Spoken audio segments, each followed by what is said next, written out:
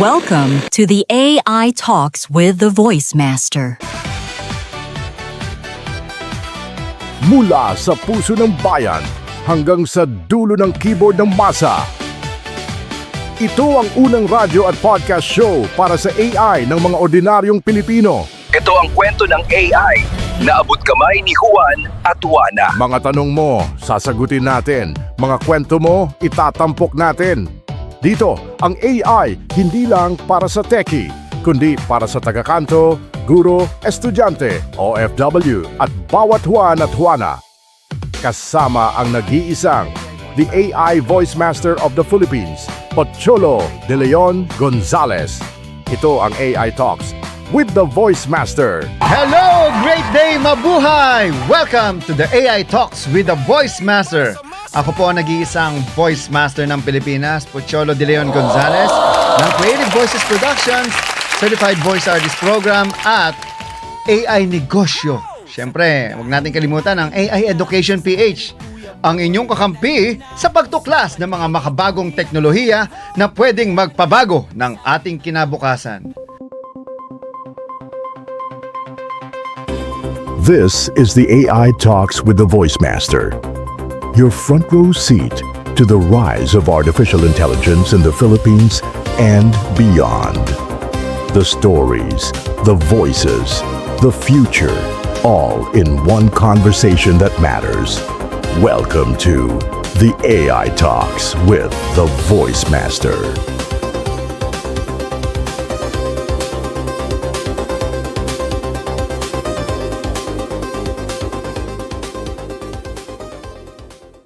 Ayan, ngayon pong episode 8. Ang topic natin ay tungkol sa blockchain.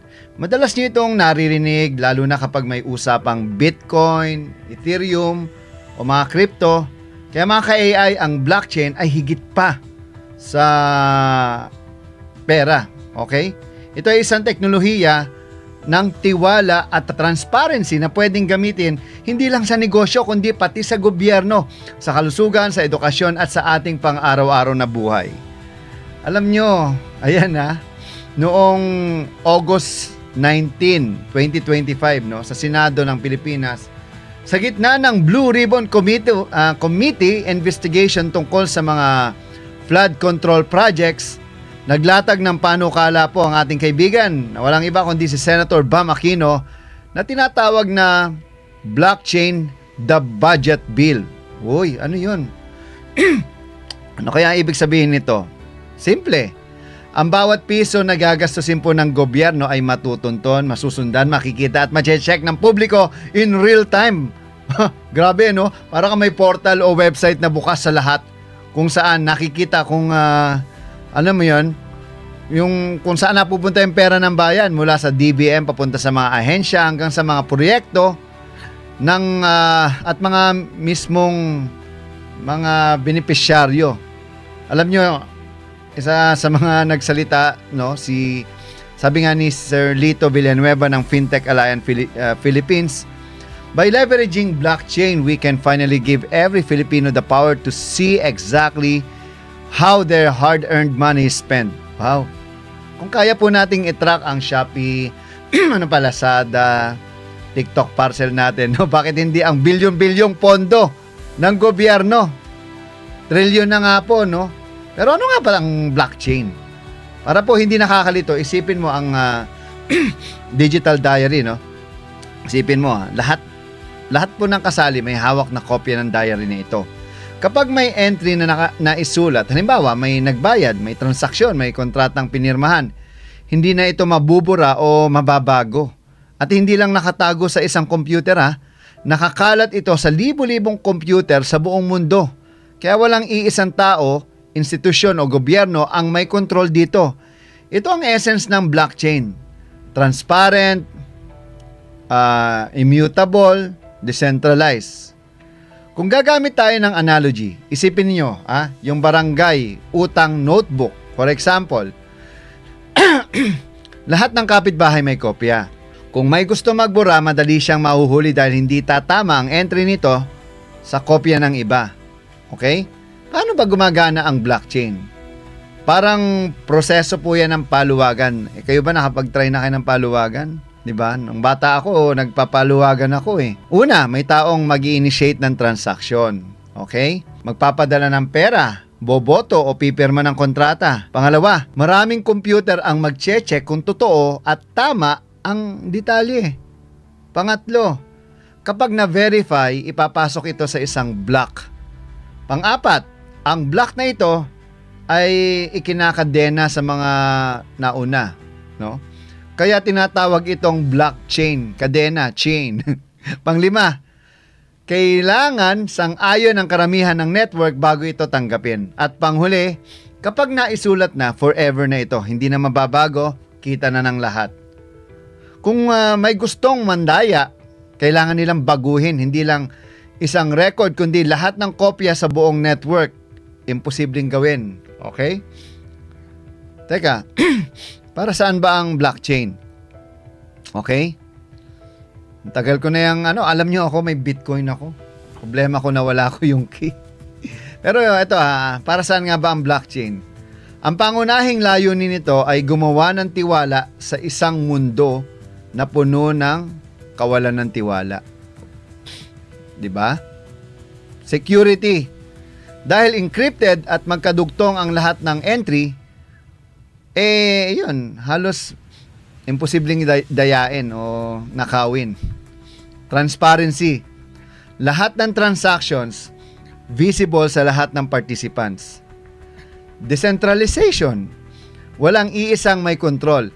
Hindi lang bangko, hindi lang gobyerno, hindi lahat ng nasa network. Kundi, yun nga, kundi silang lahat na nasa network. Oo. Ano ba ang gamit sa totoong buhay nito? Pag ikaw ba ordinaryong tao ka, anong silbi nga naman sa iyo? Yun, hindi lang ito tungkol po sa crypto. Sa gobyerno, ito, magagamit ito para makita kung saan napupunta ang budget. Sa halalan, pwedeng gawing secure ang at dayaan proof ang voting system. Wow! Pwede na ba yun? Sa kalusugan, pwedeng hawak ng pasyente ang medical records niya at madali itong mailipat kahit anong ospital. Sa supply chain naman, gaya ng ginagawa ng Walmart, makikita kung saan nasisira ang produkto mula farm hanggang supermarket. Sa digital identity naman, mas madali at mas ligtas ang verification. At para sa mga artists at voice talents, ayan, pwede nyong gamitin ang blockchain para iparehistro at ang gawa ninyo at masiguradong ikaw lang ang kikita dito. At syempre, sa DeFi o Decentralized Finance, nagbibigay ito ng oportunidad sa mga walang bangko na magkaroon ng access sa loans at insurance. Ito, bibigyan ko kayo ng mga uri ng ng blockchain. Alam nyo, may 4 na uri ng blockchain. Ayan. Ano yun? Ito yung mga tinatawag na public blockchain. Open sa lahat gaya ng Bitcoin at Ethereum. Malinaw at transparent pero medyo mabagal. Okay? Mahal nga ang Bitcoin yun, di ba? Ano pa? Private blockchain. Pangloob ng isang kumpanya. Mas mabilis at mas kontrolado pero hindi gaanong decentralized. Consortium blockchain. Pinagsamang hawak ng maraming organisasyon gaya ng mga bangko. Yan. Hybrid blockchain. Kombinasyon ng public at private. Parang group chat lang. May open GC, may private GC, may GC na puro leaders lang at may halo-halong open at closed channels. Ayan. Pag-usapan natin ng security at limitasyon. Alam niyo, mahirap dayain ng blockchain dahil sobrang dami ng kopya. Pero hindi ito perpekto. May konsepto ng 51% attack kung saan kapag may grupo na nakakuha ng majority power, pwede nilang manipulahin ang chain. Pero sa malalaking blockchain tulad ng Bitcoin, halos imposible yun mangyari, no? Oo. Mas realistic na tamaan, no, ay yung apps at digital wallets na nakakabit dito, hindi ang mismong blockchain. At sa future, may tinatawag na quantum threat. Kapag naging sobrang lakas ng quantum computers, baka kayang basagin ang kasalukuyang encryption. Kaya ngayon pa lang, gumagawa na ng quantum resistant na technology. Ano nga ba ang kinabukasan ng blockchain? O, di ba? Alam niyo, napakaraming posibilidad yan. Napaka lawak ng future pero napakabilis mangyari ng bagay-bagay ngayon. Pwede magtayo ng decentralized internet o web 3.0 kung saan hawak mo ang sarili mong data at hindi kontrolado ng tech giants. Pwede magkaroon ng token economy kung saan kahit lupa o obra o oras pwedeng gawing token at i-trade kapag pinagsama ang AI at blockchain. Ito na, pinagsama ang AI at blockchain. Magiging transparent ang bawat desisyon ng AI. At nariyan ang quantum threat. Pero kasabay nito ang development ng mas advanced na security. So mamaya sa AI 101 segment, pag-uusapan natin in layman's term, kung paano magwo-work ang AI. Kaya mga ka-AI, isipin nyo ito, kung ang AI ay utak, ang blockchain ay puso at tiwala. Again, kung ang AI ay utak, ang blockchain ay puso at tiwala. AI, utak, blockchain, puso at tiwala. AI ang gumagawa ng desisyon, blockchain na nagtatala ng katotohanan. Ayan pinagsama sila. Pag pinagsama yan, sila ang utak at puso ng bagong digital age. At ang puso naman ang pag-usapan natin, mga ka-AI, sa panahon ng fake news, ghost projects, at anomalya. Kakahiya kayo, mga magnanakaw. Kailangan natin ng teknolohiya na nagbibigay ng katotohanan at transparency. Pero tandaan neutral ang teknolohiya. Ang tanong, gagamitin ba natin ito para linisin ang sistema at palakasin ang tiwala ng bayan?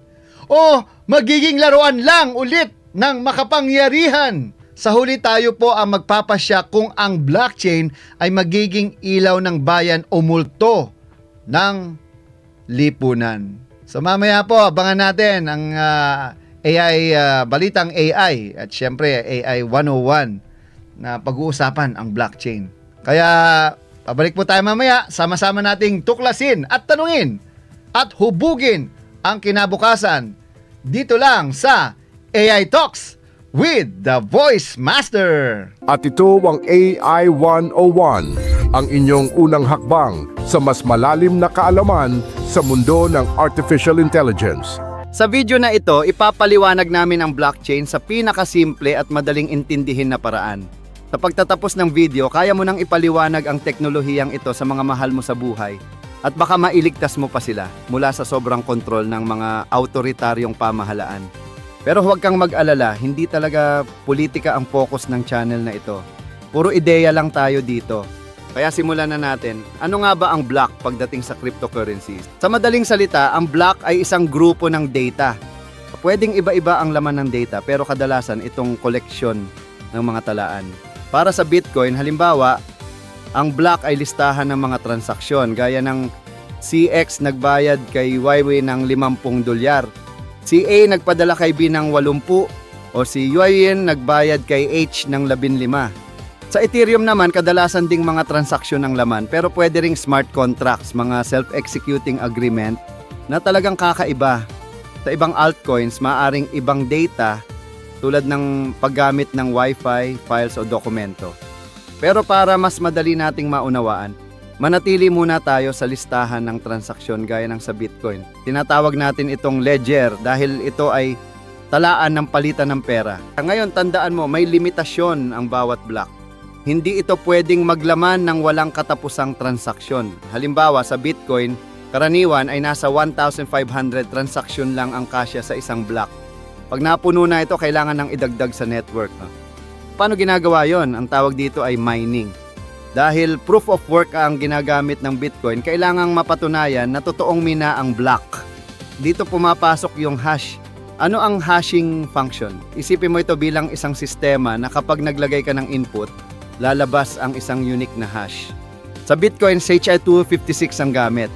Ibig sabihin, secure hashing algorithm na may output na 256 na digits na puro 0 at 1. Kahit pangalan mo lang o buong diksyonaryo ang ilagay mo, palaging 256 bits ang lalabas. Tatlong bagay ang dapat tandaan tungkol sa hashing. Una, hindi mo mahuhulaan pabalik ang original na input mula sa hash.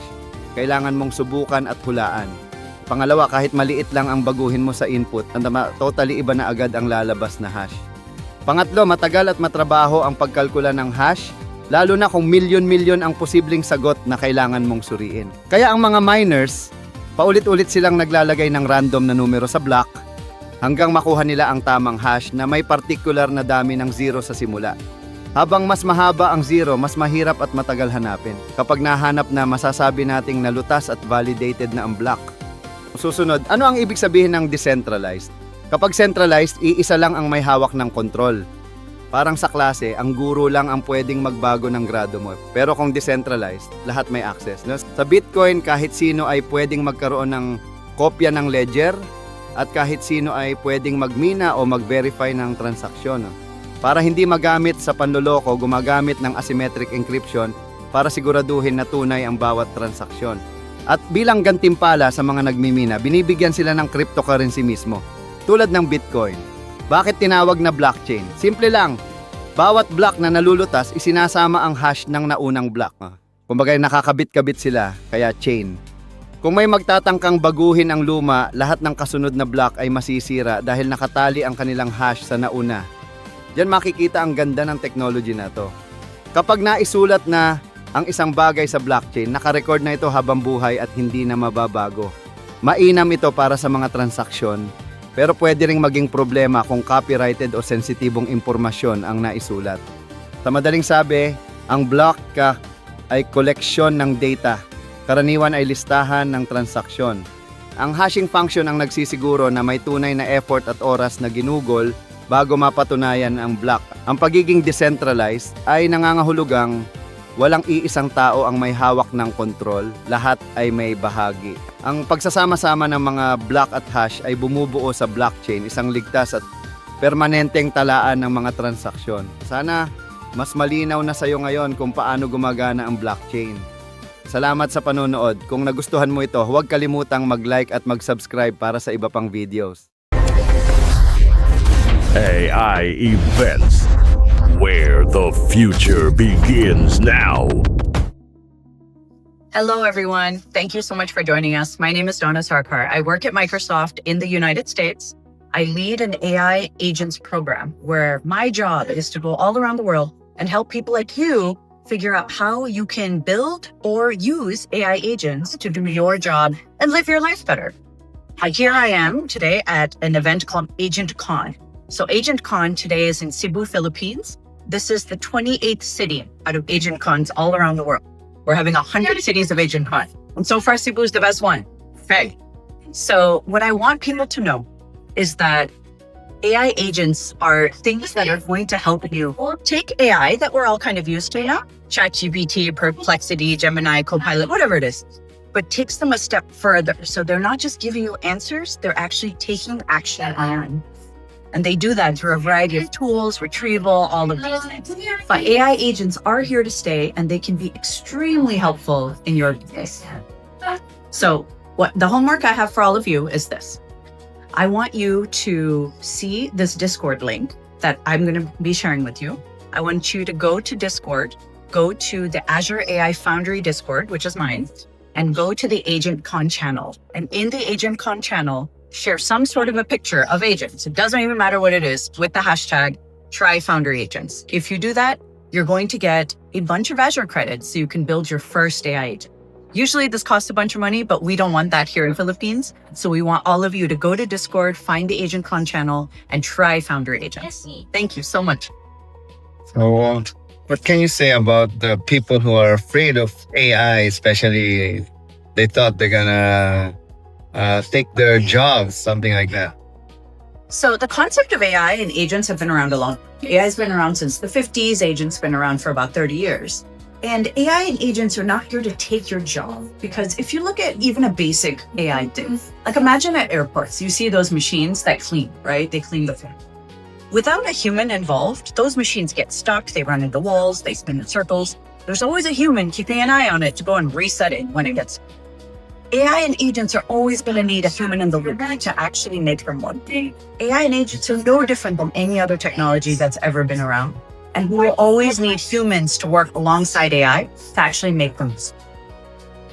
So, Do you have any message to the... This will be aired on Radyo Pilipinas in more than 50 provinces of this country, around the country. So any messages for the Filipino people? Dear Filipino people, you are some of the most technical, most enterprising, most innovative people on the planet. You lead in technology all over the world. We, Microsoft, have a really big support center here, and you all offer some of the best support to our customers all over the world. What I need you all to do is go out and get very familiar with building agents and using agents, because when customers call, it's so important that you have real hands-on experience with agents, because these customers are going to call for the next 20, 30, 40 years trying to ask, how do you use AI? And you all here in the Philippines, I believe, are the ones who can actually teach them and lead them in the right direction. Just for the last message, I mean, what is AI? How will the ordinary Filipino benefit from the artificial intelligence? Your ordinary Filipino, whether you have a high-profile job in one of those big office towers or whether you work at Jollibee, you're going to benefit from AI, because AI is going to help you do all of those tedious, mundane tasks you always have to do. Things like managing your budget, things like planning your commute to work, things like organizing your family's healthcare. These are all places where AI can really help you. If you have the right data, you can go and get the right AI product to help be your assistant in the world. What is an AI agent? So there's loads of different definitions. I would say that an agent is something that autonomous, so it's able to make decisions. We're taking some sort of input, but really we're moving away from chatting to actually taking action. So that's how I view agents with LLMs. Yeah. It's an agent that does AI. An AI agent is an LLM together with a prompt, instructions, and tools that allow the LLM to make decisions about how to branch and code. That's the lowest level definition that I love giving people. You know what my answer was? What's that? It's an agent that does AI. Oh, jeez. That's terrible. I don't like it. I should know this off by heart. It's a system or process that will respond automatically based on based on the input and looking around it. A thermostat could be thought of as an agent. I think of an AI agent at the minimum as being something that uses an LLM to make a decision and usually has some tools at their disposal. And then we can put together agents with multiple tools, tool servers, and other agents with delegation approaches in order to have more agentic flows. What is an AI agent? A piece of software Microsoft really wants to sell me. An AI agent is a language model-powered entity that takes digital or physical input and gives you some sort of a result or an action. Yeah, so an AI agent to me is just a program or software where there's a large language model that's driving the control flow. An AI agent is a digital assistant that can do work on your behalf. What is the AI agent? I'm not educated enough. I went to community college. Something that does stuff for you. What is an AI agent? Oh my gosh. Agents are object-oriented, the object-oriented version of a prompt in a model. So prompt, model, and state. That's my default answer. What would the perfect AI agent in your life be? Okay, are we talking hypothetical or the perfect AI agent that does not exist is one that would literally do my laundry, make my food, the stuff I just don't want to do. I think just an agent to do everything, ideally, a mom agent would be nice. Actually, a mom agent would be great. What would be the perfect AI agent in your life? So, as you know, Sarah, I'm leading the developer relations team. A developer relations manager agent would really help me replace myself for most of the tasks that I'm doing so that I can spend more time coding. An agent to handle the mental load. Birthdays, appointments, changing filters at random times throughout the year. Just all the little things in #adulting that is just extra stuff that nobody really cares about. I think that security one is the one I want. The one that's simply sniffing the projects that I'm currently working in and going, you know, you haven't turned this on. Like that would be my friend. At Mark Rusinovich, test this code. At Scott Hanselman, test this code. What would be the perfect AI agent in your life? One that checked my emails every morning and gave me a summary and made me coffee and breakfast, probably. I actually want an AI agent that helps me with photography so that when I'm taking lots of pictures of bees, I can give them to the agent and the agent's gonna decide which of them is exactly the best picture of the bee and like the sharpest, and then crops it perfectly and then uploads it to the Citizen Science website and figures out the ID. The perfect AI agent would be the expense report agent. Everyone agrees. What would be the perfect AI agent in your life?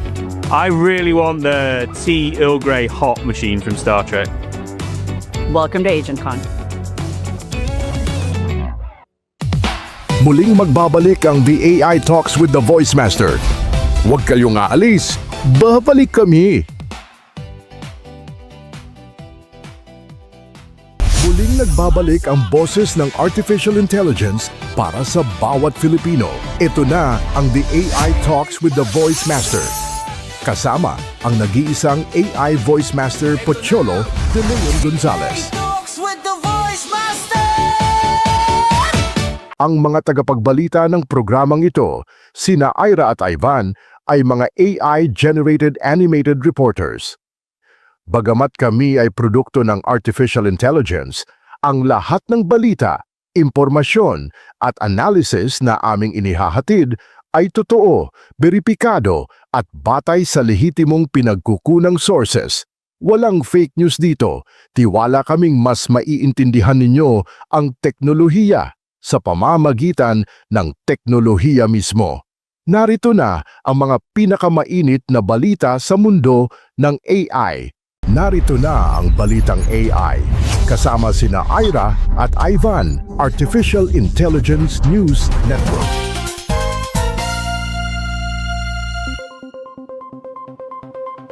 Great day! Mabuhay! Boses ng teknolohiya, tinig ng makabagong Pilipino. Hatid sa inyo ng The Voice Master of the Philippines.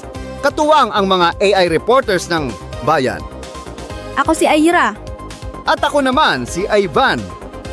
Kasama nyo kami sa paglalakbay sa mundo ng Artificial Intelligence, kung saan ang teknolohiya ay hindi na lang parte ng kinabukasan, kundi bahagi na ng kasalukuyan. Narito na ang mga pangunahing balita sa mundo ng AI. Ngayong araw, narito ang mga headlines. Bagong anti-gravity AI robot, kayang tumanggap ng sipa at hindi natutumba. Abacus AI naglunsad ng Deep Agent Desktop, tinalo ang GPT-5 Codex. OpenAI pulls personalized daily briefing habang ikaw ay natutulog.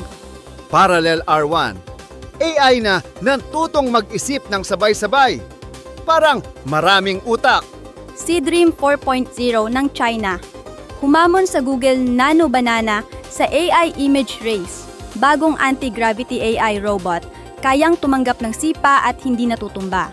Mga ka-AI, madalas nating makita sa mga video ang humanoid robots na natutulak at bumabagsak na parang laruan. Pero binago na ito ng Unitrix G1 humanoid robot. May tinatawag itong anti-gravity mode. Hindi literal na lumulutang, kundi advanced control system para sa balanse at recovery. Kahit anong tulak o sipa, kaya nitong mag-adjust at bumawi ng balanse. Gamit ang depth cameras at 3D LiDAR sensors, real-time nitong nakikita ang paligid.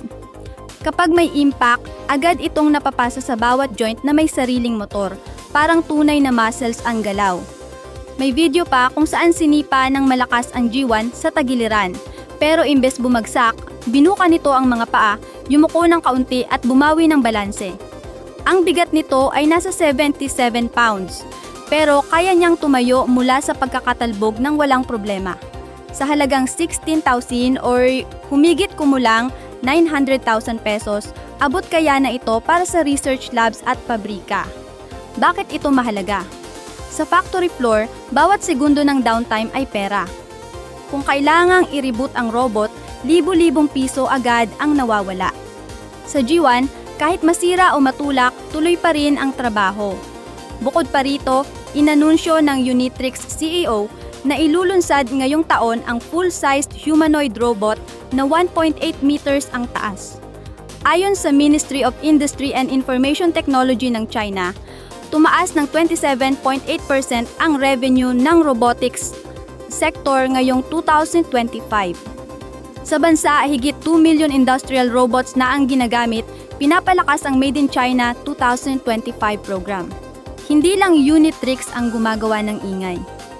May kumpanya ring gumagawa ng hyper-realistic humanoid heads na halos parang totoong tao, habang ang Fourier Robotics ay nagpakita ng N1 humanoid na marunong mag-cartwheel at kung fu moves. Sa Poland, Clone Robotics ang gumagamit ng synthetic muscles para sa mga robot na halos parang bangkay ang hitsura. Mamaka AI, malinaw ang mensahe. Hindi na biro ang robotics. Ang mga humanoid ngayon, hindi na simpleng pampasikat sa YouTube. Sila na ang susunod na manggagawa, kasamahan at baka sa hinaharap. Kasing galing na ng tao. Nakaka-excite, pero nakakakaba rin. Abacus ay naglunsad ng Deep Agent Desktop. Tinalo ang GPT-5 Codex. Sa mundo ng programming, may bagong AI coding agent na tinatawag na Deep Agent Desktop mula sa Abacus AI. Ngayon lang, may nakalampas sa GPT-5 Codex at Claude Code sa parehong benchmark tests. Sa terminal bench, nakakuha ito ng 48.75%. Mas mataas kaysa GPT-5 Codex na nasa 42.8%. Sa mas seryosong SWE bench, kung saan real-world GitHub bugs ang inaayos, umabot ito sa 74% accuracy, pinakamataas na score hanggang ngayon. Pero hindi lang ito model, buong desktop suite ito na may tatlong mode, CLI Agent, kung saan isang utos lang kaya nang mag-code na ng game o website. Code Editor Agent, parang IDE na AI-powered. At Chat Mode, kung saan pwede kang lumipat-lipat ng models tulad ng Claude, Gemini at GPT-5. May kakaiba rin itong feature, sariling testing agent. Hindi lang siya sumusulat ng code, sinusuri pa niya kung gumagana ang ginawa niya. Halimbawa, isang prompt lang, kaya nitong gumawa ng retro-style snake game na mukhang Nintendo o LinkedIn clone na may sign up, ang login at posting features. Sa isang demo, ginamit ang resume image. Ginawa nitong modernong personal website ang lahat ng detalye mula sa OCR extraction. May instance pa na gumawa siya ng interactive coding guide, kompleto mula beginner hanggang advanced. At para sa mga developer na nagtitipid, $10 per month lang ang subscription. May weekly coding competitions pa na may premyong $2,500. Kaya hindi kataka-takang maraming developer ang lilipat dito. Mga ka-AI, malinaw ang mensahe. Hindi lang OpenAI o Anthropic ang pwedeng manguna. Lumalabas na ang mga bagong players tulad ng Abacus AI na may malalakas na armas. OpenAI Pulse, personalized daily briefing, habang natutulog ka. Mga ka-AI, imagine mo ito. Natulog ka kagabi tapos paggising mo, may personalized news digest, reminders, at suggestions na naghihintay sa'yo. Iyan ang hatid ng bagong feature ng OpenAI na tinatawag na Pulse. Ang ChatGPT, dati reactive lang, kailangan mong magtanong. Pero ngayon, proactive na siya. Habang tulog ka, gumagawa siya ng asynchronous research, hahanapin ang mahalaga batay sa chat history, feedback, at kung gusto mo, konektado sa Gmail o calendar. Halimbawa, kung nagpa-plan ka ng trip, paggising mo may itinerary suggestions na agad. Kung may birthday sa calendar, magpapaalala siya ng regalo. Kung triathlon training ang usapan, bibigyan ka ng bagong ruta at nutrition tips. Sa privacy side, malinaw ang pahayag ng OpenAI. Personal lang sa'yo ang data, hindi ginagamit para sa ibang user. Ang goal, gawing assistant na tunay na may pakialam, hindi endless scrolling machine. Kasabay nito, gumalaw din ang Google DeepMind na nag-upgrade ng Gemini robotics models.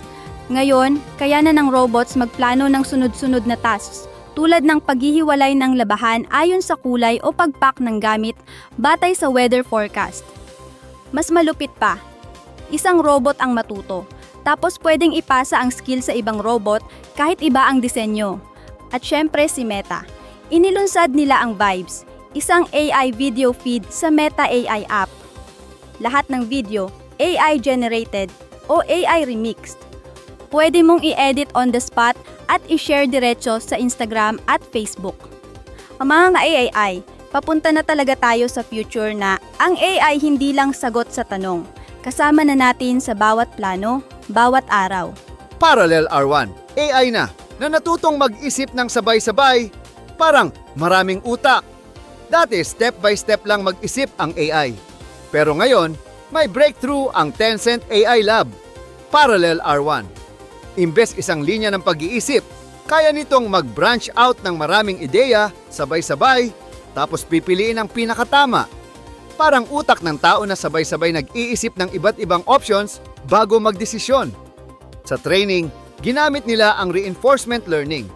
Tinuruan muna ng basic math problems para matutong mag-branch, tapos unti-unting pinahihirap ang tasks. Ang resulta, sa mga benchmark gaya ng AMC at IME math contest, mas mataas ng 8.5 percentage points ang accuracy.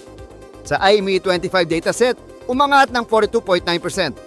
Ang nakakaalarma, unti-unting natututo ang model na gumamit ng parallel reasoning sa tamang oras, parang human strategy. Hindi na scripted, kundi sariling discovery.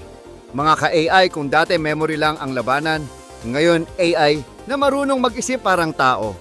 Malaking hakbang ito, siguradong magdadala ng mas advanced na AI reasoning sa mga susunod na taon. Seedream 4.0 ng China, humamon sa Google Nano. Banana. Sa huli nating balita, pasok na ang China sa AI image race. ByteDance, parent company ng TikTok, inilunsad ang Seedream 4.0. At ayon sa kanila, mas magaling ito kaysa sa viral Google Nano Banana. Ang Seedream 4.0 ay kayang gumawa ng images sa 2K at 4K, gumamit ng hanggang 6 reference images, at pumili ng kahit anong aspect ratio.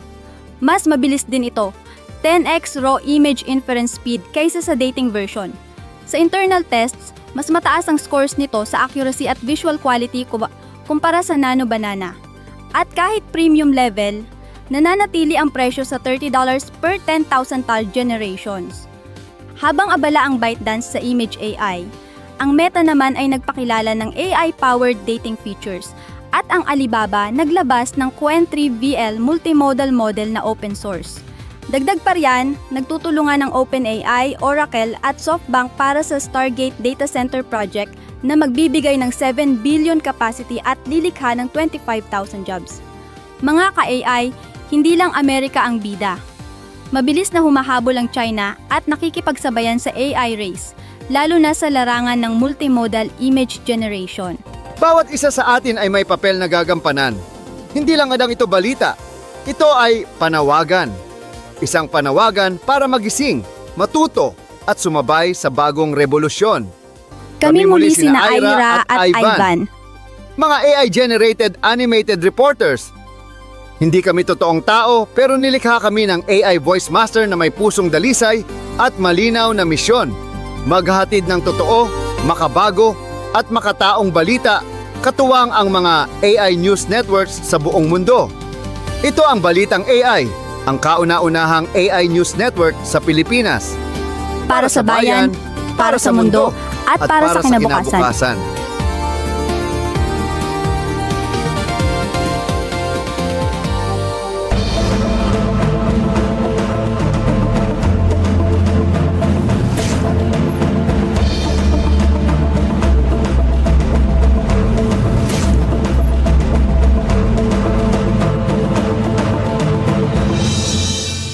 Sa likod ng bawat inobasyon, may kwento ng tao.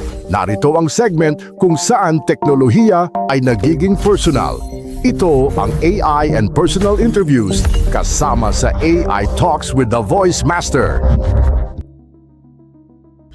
My name is Robinson Ortega. I'm a founder of my own company, which is Uragon Digitals, an e-commerce company. I also do contents about AI, and which is very helpful to my business. Kaya sobrang gustong-gusto ko yung AI dahil siya mismo ay nakakatulong sa aking business na ginagawa. I started knowing about AI last year of September. That was 2024. Nung nag-start ako ng e-commerce, nagkaroon ako ng problem, which is yung sa customer service dahil kami ay nag-a-ads through Facebook, and nagkaroon ng challenge dahil gumanda yung product and walang sumasagot sa mga inquiries ng customers. So technically nasasayang, and medyo tinataasan namin yung budget. Ang problema, ako lang din naman yung sumasagot, so ako rin yung nag-i-encode. So ang ginawa ko is hindi ko siya ma-scale nung hindi ko pa alam yung AI. So nung naituro sa akin yung AI, inaral ko siya kung paano siya i-apply sa aking Facebook page. So ang nangyari is nakuha ko kung paano siya i-set up, which is yung chatbot ang ginamit ko na pinakaunang AI.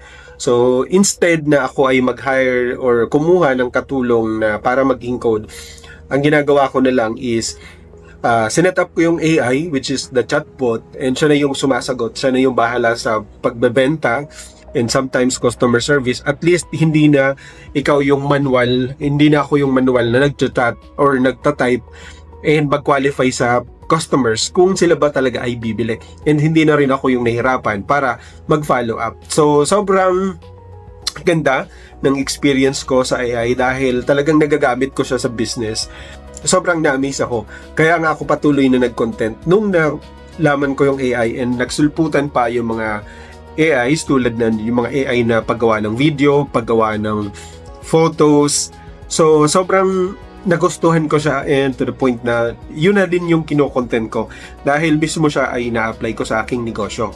Well, number one na naitulong niya sa akin, sa aking business is, of course, mas mababa na yung babayaran mo. Kasi imaginein mo to, kung ako ay hindi gumamit ng AI, technically kailangan ko ng noon, nung nag-start pa lang ako sa e-commerce is, dapat meron akong dalawa na taga-sagot para ma-handle yung ad spend dahil dinasa namin. Since ako lang, kailangan kong mag-hire. So, magkano ba yung sahod doon? So, siguro, pwedeng mag-spend ako ng dapat additional for 35,000 para sa dalawang customer service para mag-handle ng customer inquiries. Pero dahil sa AI, nung nag-start ako na i-set up yung AI chatbot is parang nasa 3,900 lang may spend. Kaya niya na siyang mag-handle, kaya niya ng pantayan yung kayang gawin ng up to 10 na customer service for only 3,900. Pero ngayon, mas mura pa. So, technically, ang naitulong niyo sa akin, mas napababa yung cost, especially sa tao, dahil siya na yung gumagawa. So, mas madali na, kasi ang kaibahan ng AI sa tao, number one, mas cost efficient siya. Pangalawa, hindi siya nagkakasakit, hindi siya nagde-day off, hindi nalilate, hindi natutulog 24/7. So, sobrang gumanda yung business. Kaya na-scale ko na siya into higher dahil may taga-sagot na. So, yun yung naging tulong sa akin ng AI. Ang gusto kong i-share sa inyo about AI is you learn how to integrate your AI especially into business. Dahil siguro kung ikaw ay nahihilig na sa contents about AI, lagi nating naririnig yan. Kung ikaw ay nagtatrabaho, ikaw ay hindi mawawalan ng trabaho dahil hindi ka gumamit ng AI. Ikaw ay pwedeng mawalan ng trabaho dahil hindi ka nag-adapt sa AI, or dahil sa may mga tao na gumagamit ng AI. Hindi dahil hindi ka nag-adapt. So yung AI kasi ngayon is nandyan eh. Wala tayong magagawa na pigilan yung AI. Buti sana kung kaya natin pigilan. Pigilan natin yung AI. Pero how can you stop AI from developing or becoming better if ang founders niyan are billionaires? So wala tayong magagawa. So, technically, you have to really adapt into the changing market, because if you want, your competitor might be using it, and it's their advantage. And if you are sharing with the same market, so what will happen to you? Your market could be eaten by them alive as they are using AI. So that's the importance of us adapting to AI. Dahil nandiyan na siya eh. Akala natin few years pa. Nandiyan na yung AI, ginagamit na siya. Yung iba is hindi pa rin nakakapag-adapt or hindi pa rin alam kung paano gagamitin yung AI. So maybe what we have to do is to learn how we can adapt to AI or maybe integrate AI into our business. What are the processes that can be used? That we can use AI to make our business into the next level. Well, kung base sa experience ko dahil ako ay gumagamit ng AI sa mga bagay na tingin ko kailangan gamitan.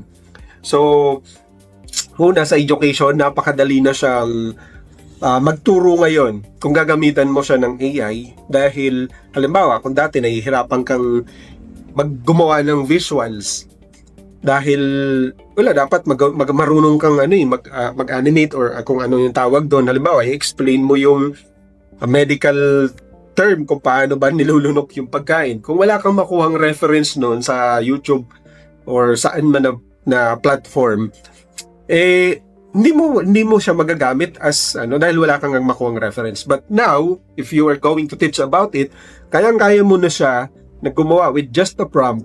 Kaya mong makagawa ng visual na magagamit mo for educating people or your students might be. And also, napakadali na ngayon na mag-aral ng isang bagay dahil available na yung AI.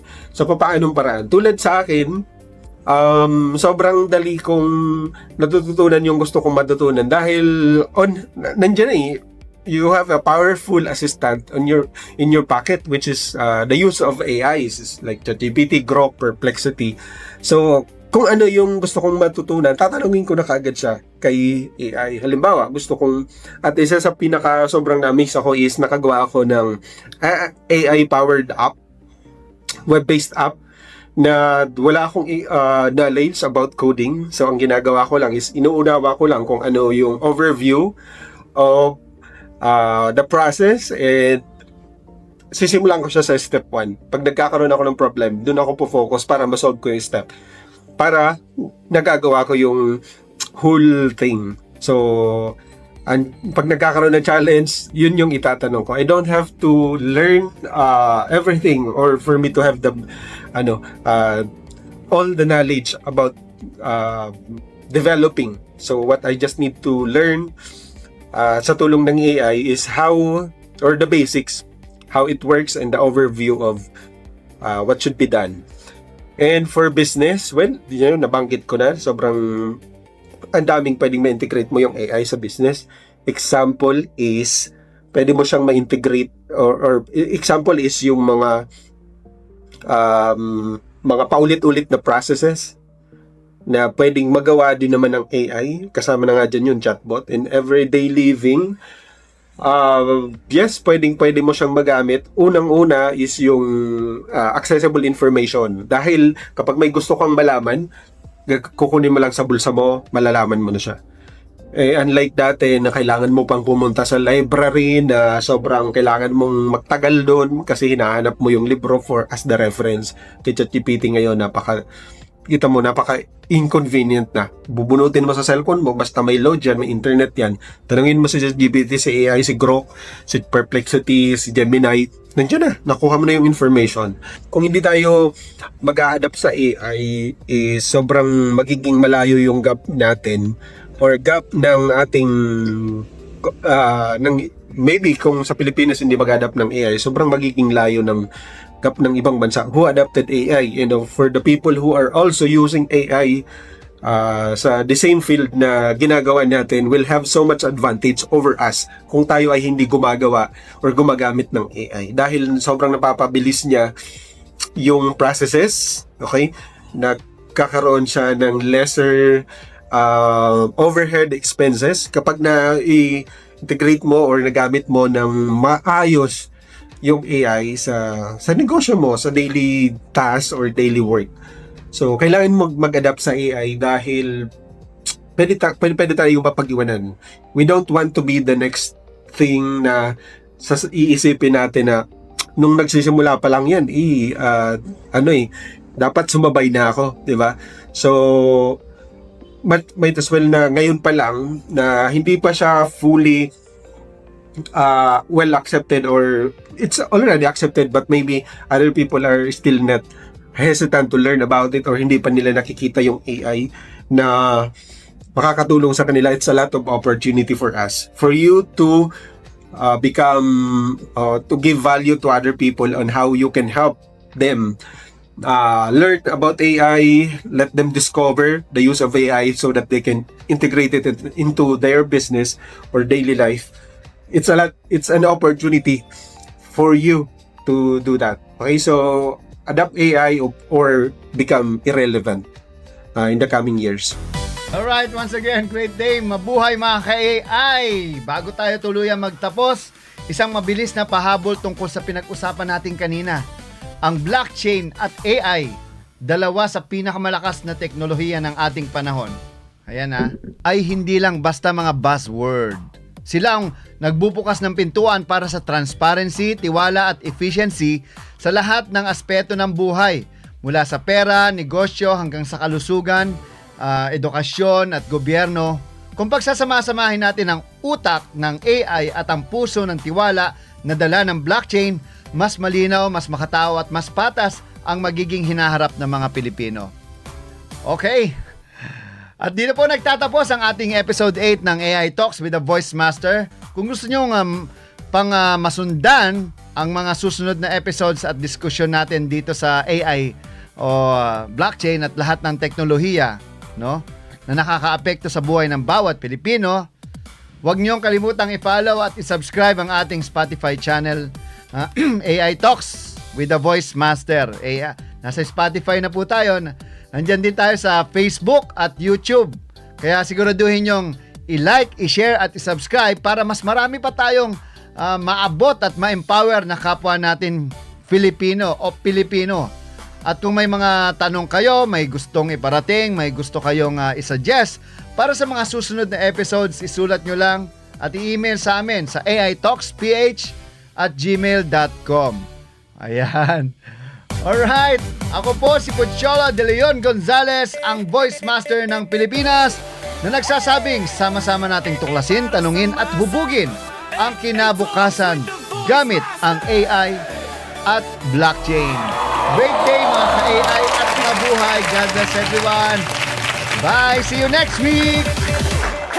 Sa tindahan ni Aling Nena, sa sakayan ni Kuya Boy, may narinig na usapan, AI daw di lang laruan. Hoy, pangmayaman yan, sabi ng tambay sa kanto. Pero teka, kahit ako, pwede palang matuto.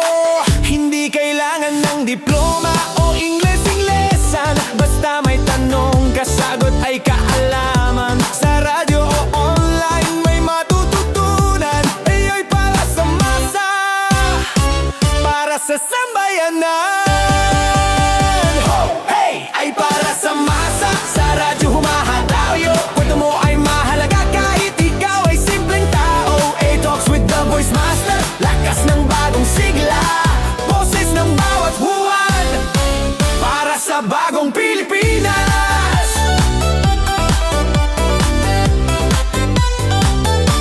Si Lola Inday nagtanong habang naglalaba, yung AI ba pwede rin sa matanda na? Opo naman Lola, gamit mo yan sa negosyo o kahit sa pag-order ng itlog, mantika sa tindahan mo. AI sa karinderya, AI sa eskinita, AI sa estudyante, vlogger sa probinsya, tindera, tanod, magsasaka o tsuper, lahat pwedeng matuto, basta wag kang tatama-tama. Ay para sa masa, sa radyo humahatayo. Kwento mo ay mahalaga kahit ikaw ay simpleng tao. AI Talks with the Voice Master, lakas ng bagong sigla, boses ng bawat huwan,